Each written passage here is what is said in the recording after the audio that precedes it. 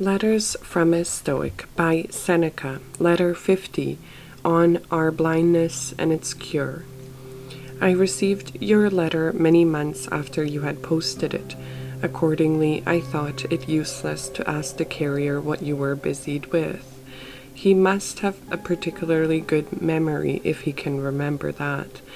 But I hope by this time you are living in such a way that I can be sure what it is you are busied with, no matter where you may be.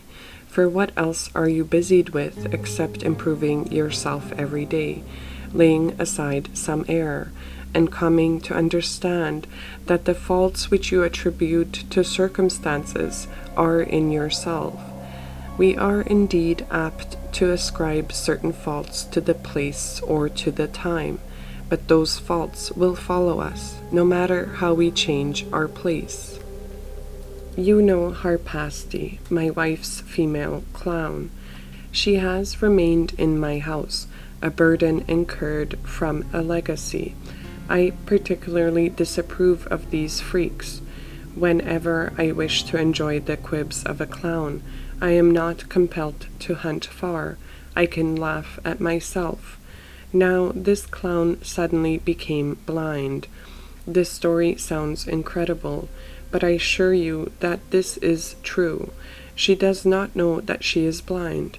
She keeps asking her attendant to change her quarters.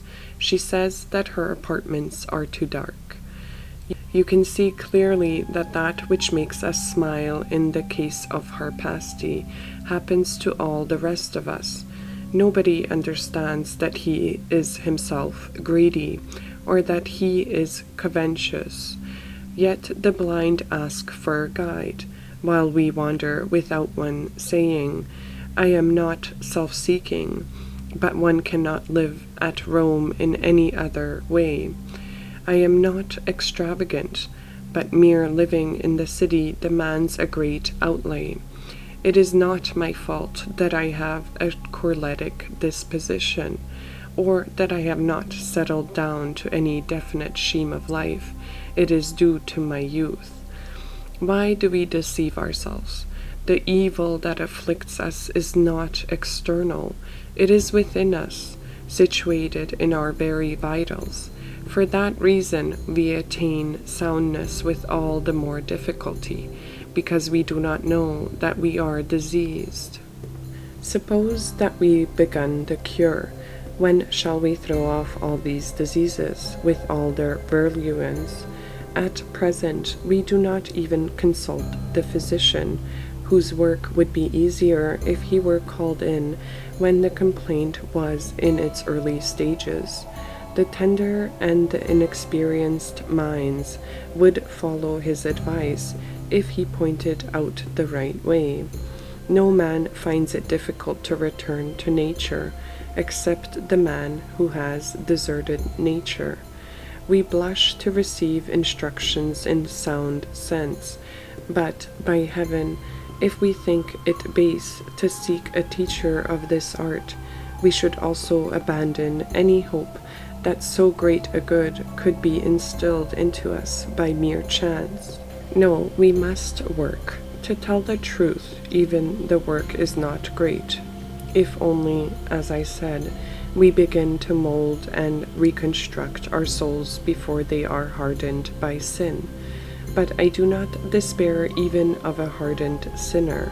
There is nothing that will not surrender to persistent treatment, to concentrate and careful attention. However much the timber may be bent, you can make it straight again. Heat unbends curved beams, and wood that grew naturally in another shape is fashioned artificially according to our needs. How much more easily does the soul permit itself to be shaped, pliable as it is, and more yielding than any liquid? For what else is the soul than an air in a certain state? And you see that air is more adaptable than any other matter, in proportion as it is rare than any other. There is nothing, Lucilius, to hinder you from entertaining good hopes about us, just because we are even now in the grip of evil, or because we have long been possessed thereby.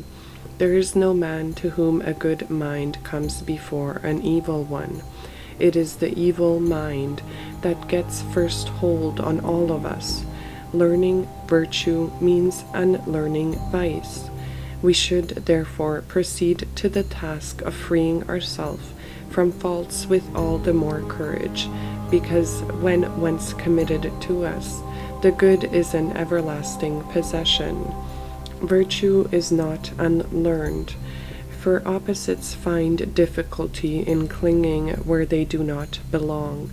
Therefore they can be driven out and hustled away. But qualities that come to a place which is rightfully theirs abide faithfully. Virtue is according to nature, vice is opposed to it and hostile. But although virtues, when admitted, cannot depart and are easy to guard, yet the first steps in the approach to them are toilsome, because it is characteristic of a weak and diseased mind to fear that which is unfamiliar. The mind must, therefore, be forced to make a beginning. From then on, the medicine is not bitter, for just as soon as it is curing us, it begins to give pleasure. One enjoys other cures only after health is restored, but a draught of philosophy is at the same moment wholesome and pleasant. Farewell.